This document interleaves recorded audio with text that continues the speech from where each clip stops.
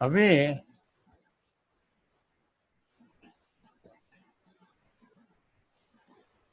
મેં આપને કીધું, ગંગા સતી એમ કહે છે કે શરીર પ્રત્યેની આસક્તિ છોડો તો પ્રમાણ પદને પામો. શરીર પ્રત્યેની આસક્તિ છોડવાની છે, શરીર સાથે રહેવાનું છે, શરીર પાસેથી કામ લેવાનું છે, ખાવાનું છે, પીવાનું છે, ઊંઘવાનું છે. તમે જુઓ, ખાતા હોય, પીતા હોય, ઊંઘતા હોય, બધો વ્યવહાર કરતા હોય, છતાં શરીરની સાથે અજ્ઞાની માણસ જેમ રહેતો હોય એમ જ જ્ઞાની માણસ રહેતો. પરંતુ શરીર પ્રત્યેની આસક્તિ છે ને એ નવો જન્મ લેવડાવે. શરીર હોય તો ભલે, શરીર પ્રત્યેનો પ્રેમ, શરીર પ્રત્યેની આસક્તિ છે એ તમને નવો જન્મ લેવડાવે છે. શા માટે? કે તમે શરીર હોય તો તમને જગતના ભોગો શરીર માટે ભોગવવા મળે. હવે શરીર નવો જન્મ લેવડાવે છે એમ મેં કહ્યું. શરીર જે છે, શરીર માટે થઈને સંસારના બધા ભોગ્ય પદાર્થો તમને ભોગવવા મળે. શરીર ન હોય તો ન મળે. તો શરીર પ્રત્યેની એ આસક્તિ, મૃત્યુ પછી પણ આ શરીર છોડવું નથી ગમતું, તે મૃત્યુ પછી પાછું નવું શરીર તમારે શોધવું પડે. તો આસક્તિ છોડવી અને શરીરને રાખવું. શરીરથી ખાવું છે, શરીરથી પીવું છે, શરીરથી રહેવું છે અને આસક્તિ છોડવી છે. આ બધું કેમ થાય? તો એના દાખલા છે. આસક્તિ છોડી છે અને શરીરને સાથે રાખે છે, શરીરની સાથે વ્યવહાર કરે છે. જુઓ, આપણા રમણ મહર્ષિની સાથે શરીરની આસક્તિ જરાય નહોતી, અને છતાં એ જ શરીર માટે ખાતા હતા, પીતા હતા, સત્સંગ કરતા હતા, વાતોચીતો કરતા હતા, બધું કરતા હતા. તો આસક્તિ છૂટી કેમ કહેવાય? ક્યારે કહેવાય? જ્યારે એમને હાથનું કેન્સર હતું, એ 2-3 વખત એમને ના પાડી કે એનું કામ એને કરવા જો ને. આપણે શું, એનું કામ જે શરીરને એમ કરવું છે એ કામ કરવા દો પ્રકૃતિ મુજબ. આપણે શું દેવા દેવા છે એમ બધાને કહેતા. પછી ભક્તો એમ કે પ્રભુ અમારા માટે, પ્રભુ અમારા માટે. ત્યારે કે તમારે કરવું એ કરો. એટલે જાણે આ ટેબલને એમ કે તમારે રિપેર કરવું એ કરો, પગ મૂકવા હોય તો પગ મૂકો, ઊંચું કરવું છું. મારે કાંઈ લેવા દેવા નથી. એમ એને કહી દીધું, આ હાથ છે, આ હાથને તમારે જે કરવો એ કરો. પછી ડાક્ટર એને ખોટું કર્યા વગર એને ઓપરેશન કરતા હતા, બધા ગળફા કાઢતા હતા, બધું કરતા, વળી પાછા પાટા બાંધતા હતા, વળી પાછા બીજી વાર 2-3 વખત ઓપરેશન થયા. એ જોયા કરતા હતા. એવી રીતે રામકૃષ્ણ પરમહંસને કાળામાં કેન્સર થયું. એટલે આપણા શંકરાચાર્યને ભગંદર એ કે ભલે રહ્યું. એને કોકે મોકલ્યું હતું, કોકે એમના દુશ્મન એટલે આપણે જેમ દુશ્મન હોય એવું નહીં, પણ એના પંથના દુશ્મન, કે એ પોતે કર્મકાંડના વિરોધી હતા. એટલે પેલો કર્મકાંડી હતો, એને મોકલ્યું ભગંદર મોકલ્યું. ત્યારે એમના શિષ્ય હતા ને એક, એ સમજી ગયા કે આને ભગંદર મોકલ્યું છે શંકરાચાર્ય. એટલે શંકરાચાર્ય પાસે જઈને કીધું કે તમને એક જણાએ ભગંદર મોકલ્યું છે, આ દરદ તમે ભોગવો છો, મને રજા આપો તો હું એને પાછું મૂકું. હવે આ અજ્ઞાન, આને અજ્ઞાન કહેવાય. શરીર પોતાનું છે એમ સમજીને બેઠા. શંકરાચાર્ય હું જવાબ દીધો, એના દ્વારા ભોગવવાનું હતું એટલે એને ભોગવવા દે, પાછું હું કામ મોકલે? આ શરીરના કર્મના અનુસાર જે પ્રારબ્ધમાં છે ભોગવવાનું એ ભોગવવા દેવું જોઈએ. ને ભોગવે છે એમાં મારે શું? એટલે બધા શરીરથી પર થઈ ગયા હોય છે. ગંગા સતીએ જે આમાં કીધું છે પહેલું એ શરીરથી પર થવાની મુખ્ય વાત છે. ગંગા સતી પણ પર થવા માટે થઈને શું શું કરવું જોઈએ, માનસિકમાં કેટલી તૈયારી હોવી જોઈએ એ એમણે બતાવ્યું. તૈયાર થયા પછી શું છે એ આગલામાં બતાવ્યું, અને પછી પાછળના ભાગમાં તૈયાર માટે પહેલા એમણે બતાવી દીધું કે નામ અને રૂપને મિથ્યા જાણો, મેલી દેજો મનની તાણાવાણ, આવીને બેસો એકાંતમાં, તમને બતાવું આપું નિર્વાણ પર. તમે નામરૂપને, નામરૂપ એટલે શરીરના છે એ ચોખ્ખી વાત ગંગા સતીએ કરી. આગલી વાત જે છે પહેલા કેવી રીતે એવું મેળવવું અને મળ્યા પછી શું થાય એ ગંગા સતીએ કહી દીધું. આપણો નિર્વાણ. હવે માનો કે નિર્વાણ પદ મળી ગયું. સદા રહો સત્સંગમાં ને કરો અગમની ઓળખાણ. બધું નિર્વાણ થઈ ગયું, તમે તમારા સ્વરૂપમાં આવી ગયા, તમે તમારા સ્વરૂપને સમજી ગયા, સ્થિતિ પ્રાપ્ત થઈ ગઈ. પછી શું કરવું? કામ તો કાંઈ બાકી નથી. તો ગંગા સતી એમ કહે છે કે હવે સત્સંગમાં રહેવાનું. આપણે છીએ એમ, બીજું શું કરવાનું? બીજું કંઈ કામ જ નથી. આપણે જે કરીએ છીએ ત્યારે એ જ રહો. હવે તમે સત્સંગમાં, હવે તમારે નથી કાંઈ કરવાનું, તમારે નથી મેળવવાનું, તમારે નથી ગુમાવવાનું. આ સ્થિતિમાં આવ્યા પછી કાંઈ મેળવવાનું નથી, ગુમાવવાનું નથી, કાંઈ કરવાનું નથી, નથી તપ કરવાનું, નથી જપ કરવાનું નથી, કાંઈ. જે મેળવવાનું હતું એ મળી ગયું. તમારે સુરતથી માનો કે તમારે માંડવી આવવાનું હતું, તો એ તમારો પ્રયત્ન અહીં માંડવી આવ્યા એટલે પૂરો થઈ ગયો. હવે શું? આ પ્રયત્ન પૂરો થઈ ગયો. એટલે કે છે સદાય રહો સત્સંગમાં, સદાય રહો સત્સંગમાં, રાખો અગમની ઓળખાણ. આવી જ લીટીમાંથી રાખો અગમની ઓળખાણ. આપણે અત્યારે જે છે એની ઓળખાણ આપણે સમજી શકાય. અગમ, જેની આપણે ગમે તેટલું થાય તો આપણે જેને જાણી શકતા નથી તેવો પરમાત્મા અથવા તેવો ભગવાન. કોઈ પણ રીતે આંખેથી નહીં, કાનેથી નહીં, જીભેથી નહીં, કોઈ પણ રીતે પરમાત્માને જાણી શકાય નહીં. માત્ર માનસિક રીતે તમે સમજી શકીએ આપણે. એટલે અગમ, અગમ નામ ભગવાનનું પાડ્યું છે ગંગા સતીએ. કોઈ પણ રીતે ન સમજી શકાય તેવા પરમાત્મા. પણ એને સમજાયો, આપણે નથી સમજી શકતા, એ તો સમજી લે. સદા રહો સત્સંગમાં, કરો અગમની ઓળખાણ.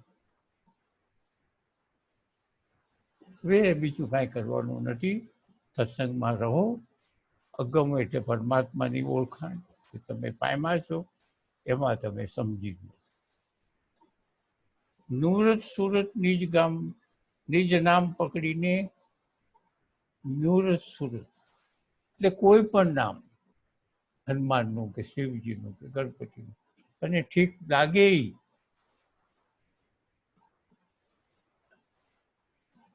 બધું એક જ છે એ ત્યાર પછી સમજાય છે. પણ ગંગા સતી તો સમજીને બેઠા છે.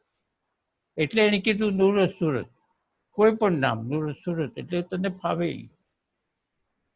નૂર સુરત નીચે નામ પકડીને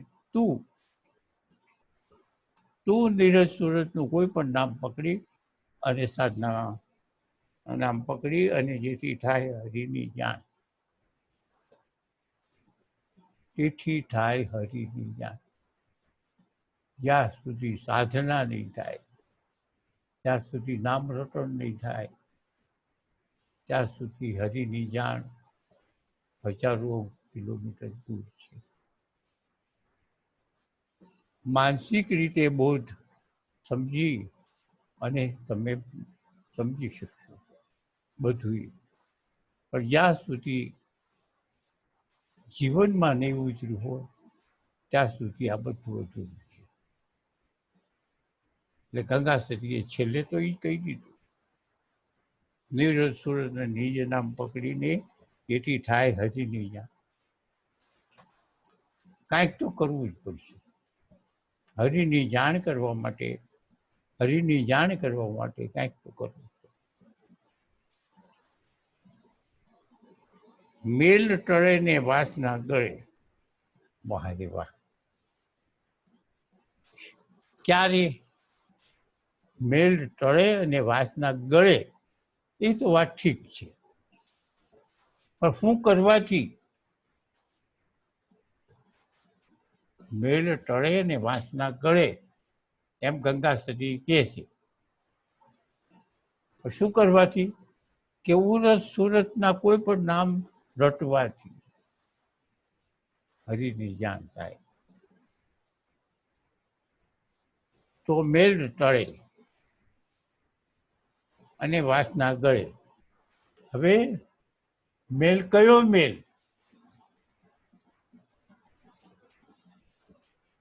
મેલ ટળે અત્યારે આપણે હું ફલાણો છું, હું આનો બાપ પિતા છું, હું આ ધંધાનો માલિક છું, હું ડોક્ટર છું, આ જે છે ને એ માલિકી હકપણું જે રાખ્યું છે ને એ મેલ, એ જ્યાં સુધી સાધના નહીં થાય ને ત્યાં સુધી આ ટળશે નહીં. ગંગા સતી કીધું કે હું બેંકનો મેનેજર છું, એ નહીં ટળે ત્યાં સુધી તમે પરમ તત્વને પામી શકશો નહીં.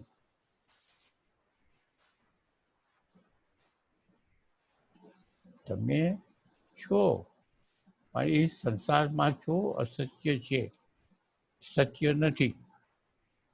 એ તમારી દ્રષ્ટિમાં તમને સત્ય લાગે છે. જ્યારે તમે તમારા સ્વ સ્વરૂપમાં આવી અથવા અત્યારે એવી કલ્પના કરો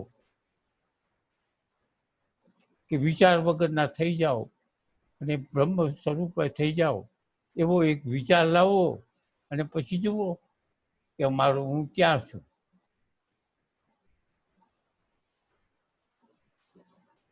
મેં એક વખત એવું કીધું કે કોઈને સત્સંગમાં ક્યારેક કીધું કે તમે સૂર્યથી પણ પર, સૂર્ય છે ને એનાથી પણ પર થઈ ને ત્યાં રહો, અને ત્યાં રહીને પછી તમે પૃથ્વીને જુઓ, સૂર્યને જુઓ, સૂર્યથી ઉપર, અને પછી પૃથ્વીને જુઓ, અને પૃથ્વી ઉપર આ બધા કચા બચા છે એને જુઓ. એમાં તમે સ્થાનમાં ક્યાં છો એ તમે જુઓ.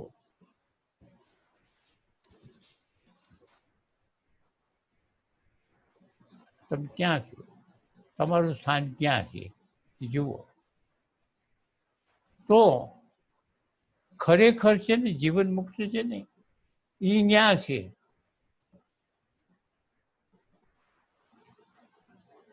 ઈ ત્યાં જ છે. જો ત્યાંથી જોવે કેશથી બેઠા બેઠા જોવે કે ભાઈ ને નથી જન્મવું, નથી ને મરવું, નથી ને કાંઈ લેવા, નથી ખાવાની ચિંતા, નથી કમાવાની ચિંતા, માત્ર સચ્ચિત આનંદ સ્વરૂપ સિવાય બીજું કાંઈ નથી. નથી નફો, નથી ખોટ, નથી હીરાના કારખાનામાં જવાનું, કે નથી જવાનું, કે નથી ઓફિસમાં જવાનું, કે મારા ક્લાયન્ટ આવશે અને અમે મારે શું કરવું.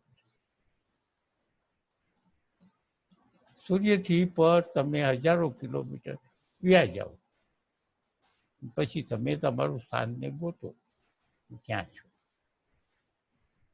એ સિવાય મેં એક બીજી વાત કરી, આપણી સ્થિતિ કેટલી વાત.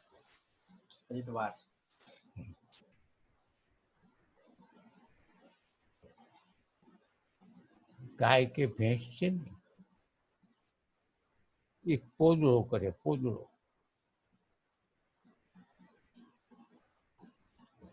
પછી પોદળો એમને રે. હવે પોદળામાં તમે જુઓ તો એ વખતે કાંઈ જીવાત ન હોય. એના શરીરમાંથી બહાર નીકળે છાણ, ત્યારે કોઈ જીવાત ન હોય. પણ પછી થોડોક ટાઈમ થાય ને એટલે જીવાત થાય. ઈયળો ને નોખી જાતની જીવાત. હવે જીવાત ક્યાંથી થઈ? હવે જીવાત તો થઈ, પછી જીવાત અંદર આટા મારે, એકબીજાથી આમ જાય, આ છેડીથી આ જાય. પોદળા બહાર નહીં, પોદળાની અંદર ને અંદર એ આટા મારે, ખૂબ આટા મારે. આમ જાય તેમ જાય, આમ જાય તેમ જાય. એમ કરતા કરતા પોદળો હુકાઈ જાય. એટલે પાછું હતું એવું ને એવું. આ પૃથ્વી છે ને, આ પૃથ્વી એક પોદળો જ છે. આ પૃથ્વી એક પોદળો છે. પોદળા ઉપર આપણે બધા આ જીવાતો જ છે. બીજું કાંઈ નથી. ને હવા ત્યાં મારીએ છીએ પેલા જીવડાની જેમ આપા મારી, કાંઈ મેળવી શકતા નથી જીવડા. આ જગ્યાએથી આ જગ્યાએ ને આ જગ્યાએથી આ આટા જ મારે છે. આપણે બીજું શું કરીએ છીએ? અને એવું કરી કરીને છેવટે મુકાઈ જઈએ છીએ. અને એવી રીતે આપણી પણ એ જ દિશા. એટલે ખરેખર જ્ઞાન થયા પછી આ બધું પોદળો જ છે. પોદળા ઉપરના બધા આપણે જીવડા છીએ. શું કહ્યું? સિકંદર હતો ને, સિકંદર ભારત ઉપર આવવાની ચડાઈ કરી. ત્યારે એના ગુરુએ કીધું હતું કે તું ભલે ભારતમાં જા, પણ કોઈ સાધુને ન મળતો. ભલે ભારતમાં જા પણ સાધુ ન મળતો. બોલો કે ભલે. પણ એમાં એક જંગલમાંથી પસાર થતો હતો, ત્યાં એક પથ્થર ઉપર એક સાધુ બેઠા હતા, બહુ ઓછા વસ્ત્ર, અને સાધુ પથ્થર ઉપર લહેરથી બેઠા હતા. એટલે બાજુમાંથી સિકંદર નીકળ્યો, એટલે આ જે સન્માન મળે એવું સન્માન આ સાધુએ ન આપ્યું. ઊભો ના થયા, સલ્યુટ ન આપી. એટલે એને એમ થયું કે આ મને ઓળખતો નથી, તો મને સલ્યુટ ન આપી, આ નથી. એટલે ઊભા રહ્યા. સિકંદર ઊભો રહ્યો કે તું મને ઓળખસ? તો કે ના. તો કે હું સિકંદર છું. કે હા ભલે. તું શું કરે છું? સાધુએ કીધું તું શું કરે? તો કે હું આ બધું રાજ્ય જીતું છું. પછી તો કે પૃથ્વી અડધી પાણી પૃથ્વી તો જીતી લીધી. તો હવે કે આપ થોડુંક જીતવાનું બાકી છે ને, એ જીતી લઈશ હું. કે હું સિકંદર છું. કે હા તું બધી બાકીની બધી જીતી લઈશ, પછી પછી કે આખી પૃથ્વી જીતી લઈશ, પછી તો એક મોટું સિંહાસન બનાવીશ, કે પછી હું બધા સુબા નિમી અને આખી પૃથ્વીનો કારોબાર કેમ કરવો એની હું વ્યવસ્થા કરીશ. પછી વ્યવસ્થા કરી નાખું, પછી તો હાવ શાંતિ,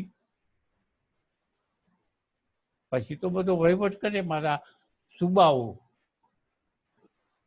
કે પછી કે હું શાંતિથી પગ પર પગ ચડાવીને બેસી, એક મોટો સિંહાસન બનાવીશ, પછી પગ પર પગ ચડાવીને બેસી. તે કરે ભાઈ, હું અત્યારે પગ પર પગ ચડાવીને બેસી ગયો શાંતિ. આટલું બધું કરીને પછી તું કઈ, એના કરતા અત્યારથી જ બેસી જાય.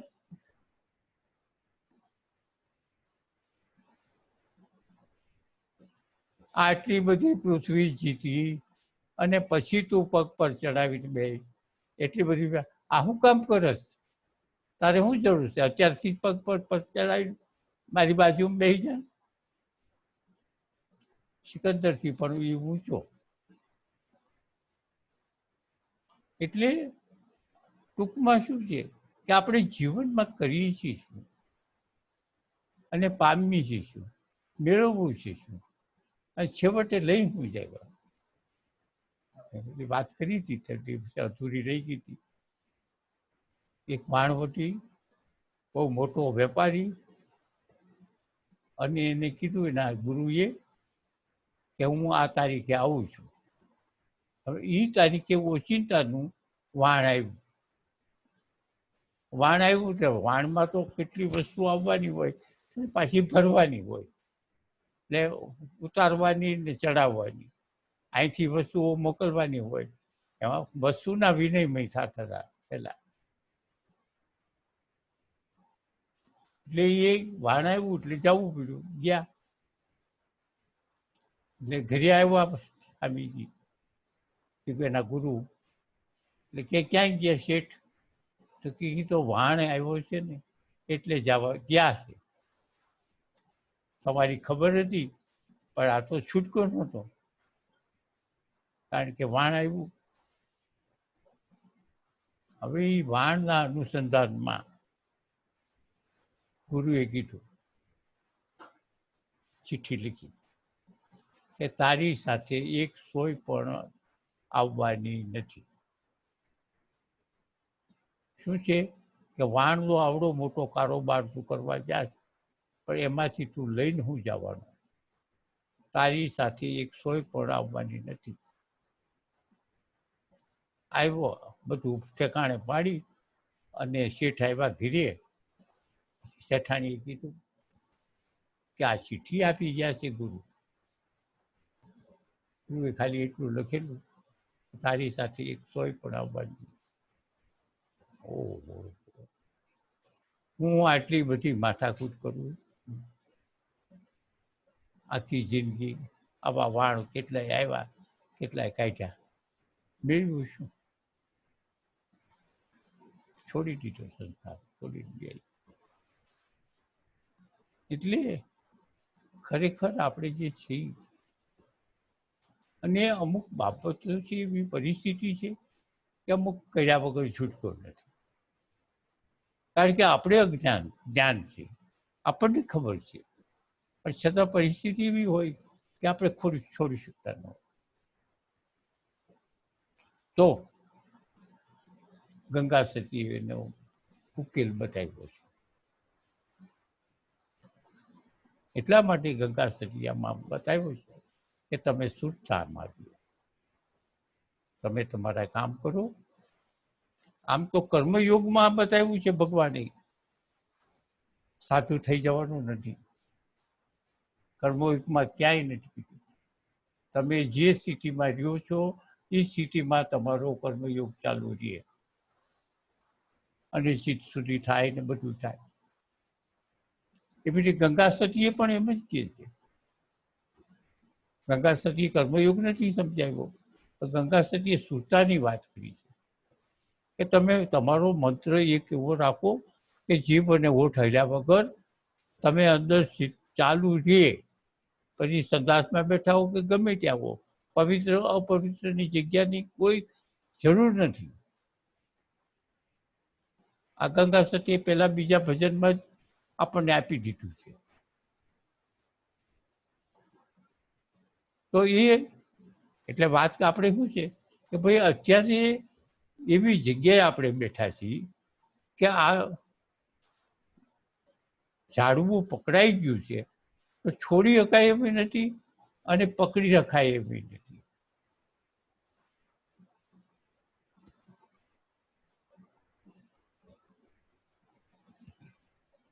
ઘરમાં એક વીછી ઘરી ગયો, ઘરમાં એક વીછી ઘરી ગયો. હવે તમારે વીછીને મારી નાખવાનો નથી અને બહાર ફેંકી દેવાનો નથી. ઘરમાં રાખવાનો છે, ફરતો ફરતો કરવાનો છે અને છતાંય વીછી રહે. હવે કેમ કરવું? હવે એને કેમ કરવું? ઘરમાં કોઈને કડવા દેવાનો નહીં, કોઈને કડવા સભ્યને કોઈને કડવું ન જોઈએ. ઘરમાં રહે, ચીપેથી પકડીને ફેંકવાનો નહીં. તો શું કરું? તો એનો ખાલી આંકડો કાપી નાખો, ઘરમાં ભરે ને ફરે.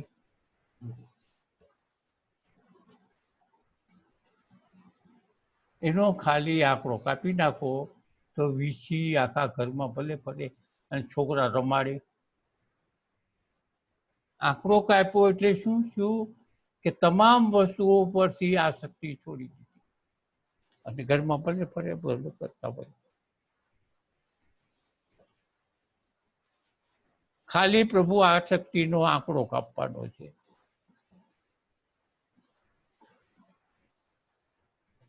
વસ્તુ છોડવાની નથી અને વસ્તુ દોષિતય નથી. સંસારની અંદર તમારા જગતમાં તમને જે પદાર્થો છે, ગાડી છે, બંગલો છે કે જે કંઈક છે કે અને કુટુંબ છે, કુટુંબમાં ભાઈ બહેન પત્ની જે છે તે એવા જંગમ પદાર્થો કે સ્થૂળ પદાર્થો છોડવાની વાત ગીતાએ નથી કરતા, ગંગા સતીએ નથી કરતા. કારણ કે એ પદાર્થો નુકસાન નથી કરતા. એની આસક્તિ છે એ તમને સાધનામાં નડે છે અને એ પરમાત્મા પ્રાપ્તિમાં તમને વિઘ્ન છે. એ તકલીફ છે. આ ભલે રહ્યો તમે વાપરો, પદાર્થો જે છે એ ભલે રહ્યા, ભલે આપણે વાપરવાના છે, પણ એની પ્રત્યેની જે આસક્તિ છે એ આપણને સાધનાઓમાં નડે છે. તમે જોઈજો, તમે ધ્યાનમાં બેસજો, કોઈ ને કોઈ પદાર્થ તમને ઊભો થાય નડે. મારે પૈસા લેવા જવાના છે તો એ તમને નડ્યું. તમને સાધનાની અંદર મરણ સુધી આ પદાર્થો પ્રત્યેની આસક્તિ છે ને એ મરણ સુધી નડે છે. મરણ પછી પણ નડે છે, કારણ કે નવો જન્મ લેવડાવે. પદાર્થ પ્રત્યેની આસક્તિ, પદાર્થ પ્રત્યેનો રાગ. હવે રાગ કયો કે આસક્તિ બે એક જ વસ્તુ છે, છોડવાય. એટલે વીછીનો આંકડો કાપી નાખો, પછી પદાર્થો ભોગવો, કાંઈ વાંધો નથી. એટલી વાત. મેળ ટળે ને વાંસના ગળે. જેમ જેમ સાધના કરતા ઉપર શું કીધું, સુરત મુહૂર્ત નું નામ લઈને તું ભજન કરવા માંડ. કોઈ પણ સુરત મુહૂર્ત એટલે કોઈ પણ દેવદેવી, કોઈ પણ દેવદેવીનું નામ લઈને તું ભજન કરવા માંડ, તો નિજ નામ પકડીને જેથી થાય હરિની જાણ, તો જ તમને પરમાત્માની જાણ થાય છે. આજે હું કહું છું એ પછી ત્યારે સમજણ આવી છે અને ત્યાર પછી જીવનમાં આવે. એની જાણ ત્યારે થાય. પણ સાધના કર્યા વગર નહીં થાય, નહીં થાય, નહીં થાય. ચિત્ત સુધી તો જવું જ પડશે તમારે, આપણે બધાય. ચિત્ત સુધીની વ્યાખ્યા ઘણી વાર કરી છે, ફરી વાર કરું છું. ચિત્ત સુધી એટલે શું? ચિત્ત સુધી એટલે આપણામાં તમોગુણ છે, રજોગુણ છે અને સત્વગુણ છે. અને એ તમોગુણ વાળા આપણો અહંકાર, મન, બુદ્ધિ ને ચિત્ત, આ ત્રણેય ગુણના એમાં છે.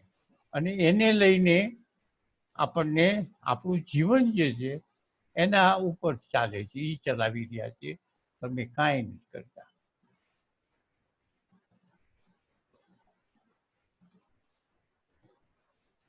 સ્વામી વિવેકાનંદે એક બહુ સરસ કીધું, એક ઝાડ ઉપર બે પક્ષી. એક ઝાડ ઉપર બે પક્ષી છે. એક પક્ષી બહુ રૂપાળું, સરસ, સુંદર એની પાંખ, પણ એ પક્ષી એક ડાળ ઉપર બેઠું છે, એ શાંત થઈને બેસી, નથી હલતું, નથી ચલતું, શાંત થઈને બેઠું છે. અને એક બીજું પક્ષી એમાંથી ઊભું થયું. પહેલા એક મૂળ પક્ષી હતું, એ મૂળ પક્ષીમાંથી બીજું એક પક્ષી ઊભું થયું. અને બીજું પક્ષી ઊભું થયું ને, એ આ ડાળીમાં જાય ને આ ડાળીમાં જાય, આ ફળ ચાખે, ફળ તોડી નાખીને હેઠા પડે, આવું બધું કરવા માંડ્યું. આ રામકૃષ્ણ પરમહંસ, વિવેકાનંદ, હા વિવેકાનંદ, સ્વામી વિવેકાનંદ. તો હવે ઉપરનું કયું પક્ષી, નીચેનું કયું પક્ષી, અને એકમાંથી બે થયા. જે એક પક્ષી છે એ પરમાત્મા, ઝાડ છે એ આપણું શરીર, ઝાડ છે આપણું શરીર. હવે એમાંથી બે પક્ષીઓ ઉત્પન્ન થયા. બીજું પક્ષી, પહેલું પક્ષી છે એ પરમાત્મા, અને બીજું ડાળીએ ડાળીએ ફરવા માંડ્યું, એ આ જીવાત્મા, વાસના વાળું. પેલું પક્ષી શું સાહેબ? હવે જુઓ, અત્યારે આપણા શરીરમાં બે પક્ષી છે. આપણું હૃદય, એ પક્ષી ચલાવે છે, એ કાંઈ તોફાન નથી કરતું. આપણા શ્વાસોશ્વાસ નિયમિતતા, એ કાંઈ પક્ષી તોફાન નથી કરતું. આપણે ખાઈ એનું લોહી બને છે, માંસ બને છે, બધું શાંતિથી બધું થયા જ કરે. એમાં કાંઈ આ જે એક શૂન્ય મૂન થઈને બેઠું છે ને, એ પક્ષી અત્યારે હોત છે હાલમાં. અને મન, બુદ્ધિ, ચિત્ત અને અહંકાર વાળું પક્ષી છે ને, એ ઠેકડા મારે છે.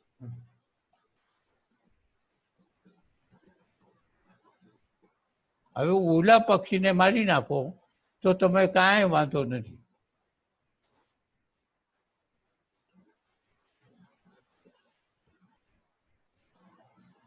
તો શરીર તો ચાલે છે. શરીર, પેલું પક્ષી શરીર ચલાવતું નથી, એ હૃદયને નથી ચલાવતું. ચલાવે તો એ ચાલી ન કે એનાથી ચલાવી ન.